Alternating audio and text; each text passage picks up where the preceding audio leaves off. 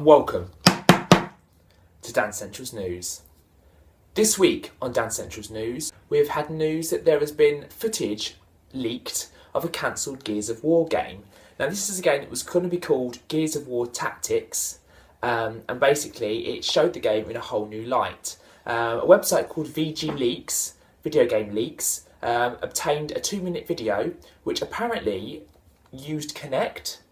Apparently enabled players to control troops and summon airstrikes. So what you would have done is you would have used your finger to draw through the air to tell your troops where to go and how to attack. So yeah, VG Leaks have managed to get hold of a 2-minute long video showing some gameplay footage of a cancelled Gears of War game which apparently used Kinect, and it was going to be called Gears of War Tactics, but it has obviously been cancelled since. VG Leaks first obtained screenshots for this cancelled game back in 2013, which at that point it actually speculated rumours that the game was going to be moving from the Xbox 360 to the Xbox One, so people were getting a little bit excited about the rumours at the time. But obviously it never saw the light of day. Now it's not clear whether this Gears of War Tactics cancelled game is a different name to another one that was rumoured called Gears of War Exile, or if it was a separate game altogether. Now, Gears of War Exile was apparently again meant to be another Kinect-powered game, but Epic Games confirmed back in 2012 that it had been cancelled. So it's not clear whether Gears of War Tactics and Gears of War Exile were the same game, but just sort of two different names, or if they were two separate games altogether. Obviously, no one's ever going to know because they've both been completely cancelled and they'll never see the light of day. But yeah, VG Leaks, they've managed to get hold of a 2-minute video, so you can see some footage of a cancelled Gears of War game, Gears of War Tactics. So fascinating stuff. Shame it's not going to be a game that we're going to see in full, but if you're interested, jump over and have a look at the footage and see what you think. As we all know, there is a new Gears of War game in the works. So excited, I can't even begin to tell you. I don't know about you guys out there, but I am a huge Gears of War fan of the franchise. Loved the first 3. I actually quite like Judgment as well, and literally cannot wait for this new one, especially because it's going to be on Xbox One, which obviously I own, which is even better, and looking forward to seeing that updated graphics and seeing what they do with the gameplay to improve it. Obviously Microsoft bought the franchise from Epic Games earlier on this year. The sum is undisclosed, so no one knows how much it was for, but Microsoft now own the IP and the rights to it. Now, Black Tusk Studios, which is a division of Microsoft, they're currently obviously working on the new game, and although Rod Ferguson hasn't really said anything really that informative at the minute, obviously in the last episode of Dancentralz News I quoted a few things that he'd said, but it was nothing to sort of get too excited about yet because it's still in the design stages. But although he said a tiny bit, because the game isn't anywhere near completion, we haven't really got a lot to go on at the minute. But in the meantime, like I said, you can check out some rare footage of Gears of War Tactics. Moving on, they are releasing a NES-inspired 3DS XL. It's coming exclusively though, however. It's a bit of a drawback for the UK fans and the guys in Europe, but it's coming exclusively to GameStop, which is obviously over in the States. So if you want it, you're going to have to import it by the looks of it. What it's going to be silver, and it's going to feature an NES controller design on the front, and it's still going to include the AV ports, but it's going to have an NES style design on the front. No price has yet been announced, but it's been assumed that it will sell for the same price as the other 3DS XL systems, which is about $199. But like I said, no plans currently for anything being released in Europe. So UK fans over here, if you're going to want it, it's going to be released on October the 10th, but it's going to be exclusively at GameStop in America. So fortunately, I'm not too sure why that is, but we're not going to be getting that design released in the UK. You're going to have to import it over, unfortunately.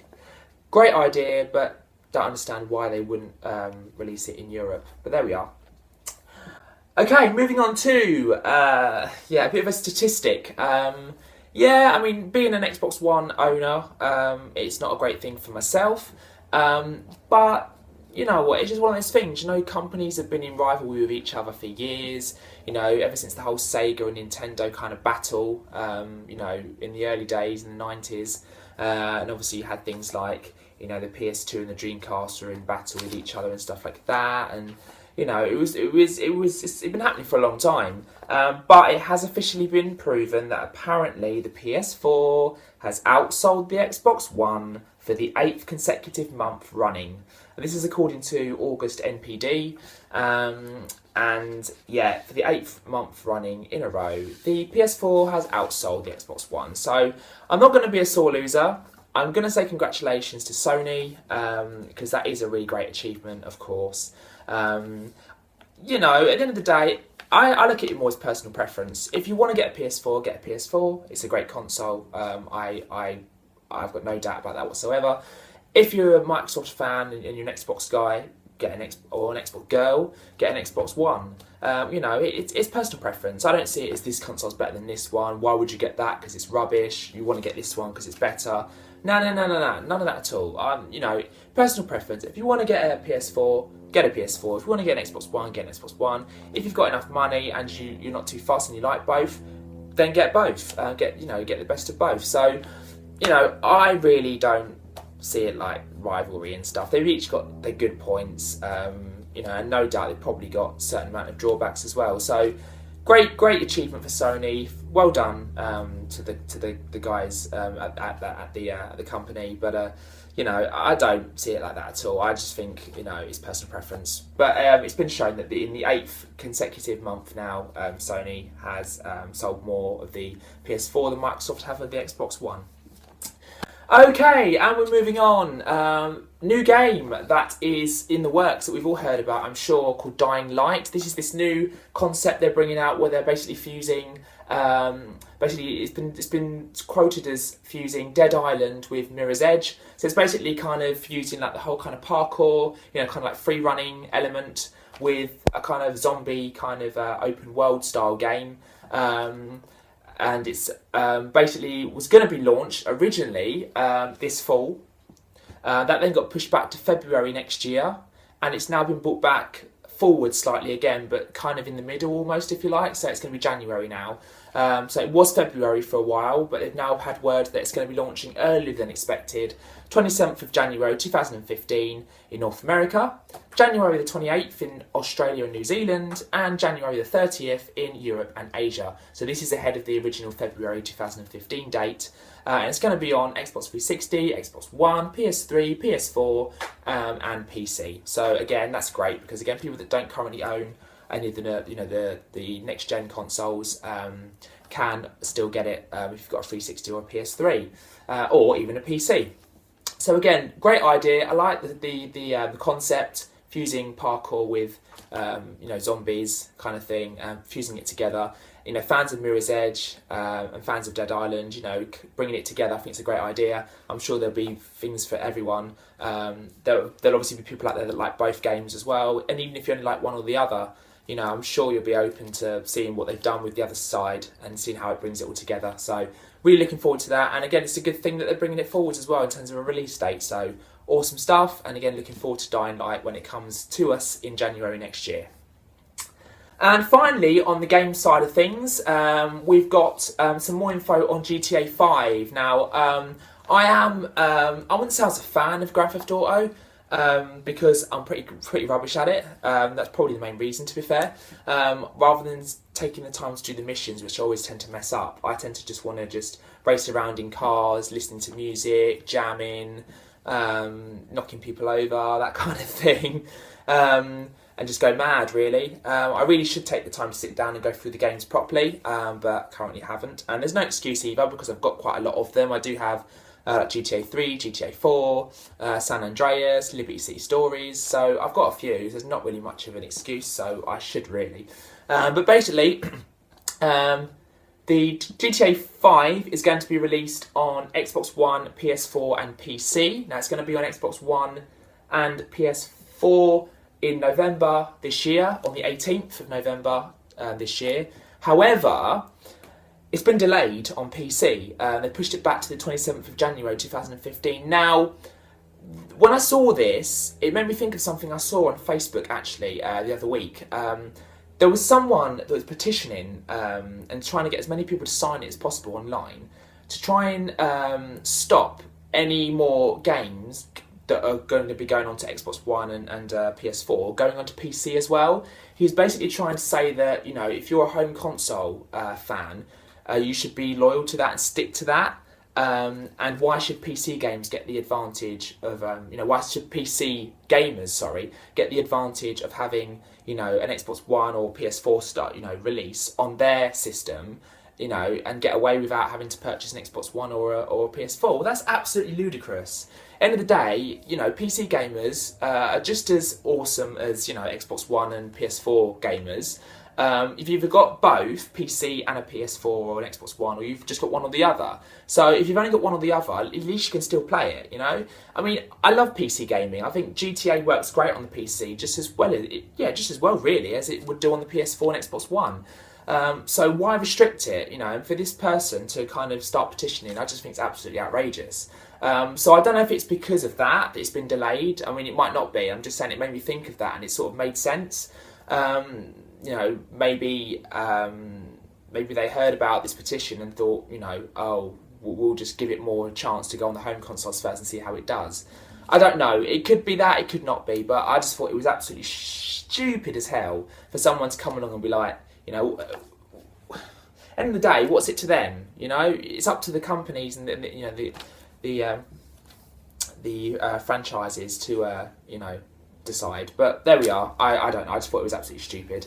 But basically, with the release itself, it's going to have technical improvements. It's going to have enhanced detail. It's going to have longer draw distances. It's going to have things like new weapons, vehicles and activities, additional wildlife, denser traffic, new foliage system, and enhanced damage and weather effects as well. Also, those who pre-order the next-gen and PC versions, so the PS4, Xbox One and the PC versions, will also receive $1 million of in-game bonus cash to spend across GTA 5 and GTA Online. In terms of the radio stations in the game, there's going to be more than 100 new songs and new DJ mixes. With the next-gen releases, PS4, PC and Xbox One, with the next-gen releases, the player count will have increased, allowing up to 30 players on PS4 and Xbox One. So this isn't including PC then. It's allowing up to 30 players on PS4 and Xbox One. And there's also going to be new exclusive content to the PS3 and Xbox 360 versions, like rare versions of classic vehicles from the series, along with new weapons, new vehicles, and these vehicles will include the Dukes and the Dodo seaplane from GTA 3. So it's going to include the Dukes and the Dodo seaplane from GTA 3. And finally, those who bought the last gen editions of GTA 5, so on the PS3 and the Xbox 360, they can actually transfer their data to the PS4, Xbox One and PC editions. So a lot of info to get through there. Probably acquired a bit too much, but I hope that made some sorts of sense. It's basically comparing the PS3 and Xbox 360 versions with obviously the PS4, Xbox One and unfortunately delayed PC version. So yeah, hopefully that's made sense, and it's suddenly gotten really dark because the sun's just gone in, so you may have seen it suddenly go a bit shaded. So yeah, there we go. That's the news for the game side of things, and then just to finish then, moving on to film-related news, I can exclusively reveal on Dancentralz News that I have found some really, really awesome films that will be coming out next year. Some that I'm so excited about. I can't wait. I really can't wait. So the first one we're going to kick off with is going to be actually a sequel to the 2005 remake of the Amityville Horror. It's going to be called Amityville: The Awakening, coming out in January 2015. When I first heard about this, my initial thoughts were, oh, here we go again. Another remake, another reboot of a horror franchise. We're just going to keep on pumping money into remakes and just trying to revive old things rather than bring out new stuff. But I was proved a little bit wrong because I watched the trailer and actually it really did freak me out. It was really powerful, really set the scene, and actually it did make me want to go out and watch it. So actually I'm going to go and see it and just see what I think, and I probably will be pleasantly surprised, to be fair. But yeah, Amityville: The Awakening, coming out in January 2015. It's a sequel to because obviously they did a remake of the original film in 2005, and now they're doing a sequel almost like 10 years later to that remake. So a bit random, but yeah, I'm going to give it the benefit of the doubt, and I'm going to give it a watch, and hopefully it'll be a good entry into the series, I guess. But yeah, my initial thoughts were a bit like, oh, here we go again.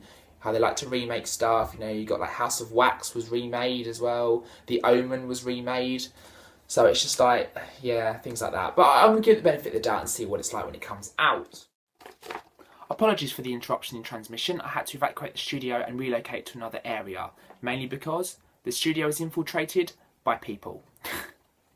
So apologies about that. But, even professionals have issues, technical glitches that get sprung upon you. You just have to be able to deal with it on the spot and just, get on with it. So, I've relocated, and we're now going to be continuing and finishing this episode of Dancentralz News. So, moving on. There's going to be a third Insidious film next year that they're calling Insidious Chapter 3. It's going to be out in May 2015. And again, like myself, for you guys out there that are fans of the Insidious films, again, I'm sure you're just as excited as me. Basically, a new twisted tale of terror is going to begin for a teenage girl and her family, predating the haunting of the Lambert family in the earlier movies, and it's going to be revealing more mysteries of the otherworldly realm the further. So, again, absolutely love the Insidious films. I think they're absolutely great, very well done. And we're going to be getting a third film in May next year. Again, can't wait. So excited and so happy that they're continuing with the franchise. Now, this next one I'm probably the most excited about because I grew up with this. This is my childhood pretty much. Absolutely love all the episodes that are on TV. Love the books. And they're now making it into a film. Now, I mentioned this very briefly on a spin-off version of Dancentralz News, but it was very rushed and it was in the dark, so it wasn't that great. But basically, they're making a brand new Goosebumps film. They're actually making a Goosebumps film. I actually love it so much. Yeah, as you can see, I bought the complete collection of all of the episodes ever aired on TV and ever made on DVD. Again, there's so many discs in there. Yeah, there you go. There's loads. Absolutely love it. Just so excited. It's out in August next year, so it's the later part, which is a bit of a pain, but the fact it's happening is just absolutely amazing. And who's going to be R.L. Stine, the creator of the Goosebumps books? Who's playing him? None other than the legendary Jack Black. He rocks. Excuse the pun. School of Rock. Yeah, that wasn't very good. But yeah, Jack Black, legendary actor, is going to be playing R.L. Stine. That's absolutely fantastic. I'm so chuffed that they're even making a new film. And the fact that Jack Black's going to be R.L. Stine is, even more of a bonus. Basically, quick bit of overview on this one. After moving into a small town, Zach Cooper, played by Dylan Minnette, meets Hannah, played by Odeya Rush, his neighbour. Hannah's father, R.L. Stine, played by Jack Black, who writes the Goosebumps stories, keeps all the monsters in the series locked up in his books. And when Zack unintentionally releases these monsters from the books, the three of them then team up in order to put the monsters back to where they came from. So again, it's one of those, but again, it's encompassing a lot of the books from the series, I'm kind of guessing, into the film itself. And Jack Black's going to be in it, which is even better. So yeah, all of you Goosebumps fans out there, hold tight. We're going to be getting a film later part of next year. Cannot wait. And finally, moving on to game-related films. Now, we've had word in previous episodes, which are obviously happening. We're getting an Assassin's Creed film. We're getting a Splinter Cell film as well. And obviously, we're getting a final Resident Evil film as well, being called The Final Chapter, all next year. Another gaming film for you. If there's any Ratchet and Clank fans out there, they're making a Ratchet and Clank film. Yeah, interesting. Pretty interesting. Basically, obviously, based on the Insomniac Games franchise. The characters were first introduced in 2002 with the first game, and they're now making a film based on the franchise next year. There's no month been set or date been set for the release yet. It's like TBA, to be announced, but it is happening to be released next year. And basically, the film is aiming to maintain the game's signature dialogue and irreverent humour. So it's trying to you know, base itself as much on the game as it can, so that when you watch the film, if you're a fan of the games, you know, in the series, you can see how similar it is, and it tries to really base itself on the games as much as it can. Now, Ratchet is the last of his kind, a foolhardy Lombarx who has grown up alone on a backwater planet with no family of his own, while Clank is a pint-sized robot with more brains than brawn. The two unlikely heroes struggle to stop a vile alien named Chairman Drek from destroying every planet in the Solana galaxy. So again, I've not really played the Ratchet and Clank games myself, really, that much. But for those of you that have and that are fans of Ratchet and Clank, they are indeed making a film that's going to be released next year. So there we are, we made it. There we go. That's been Dancentralz news. Thank you ever so much for watching. Thank you ever so much for being so patient for another episode.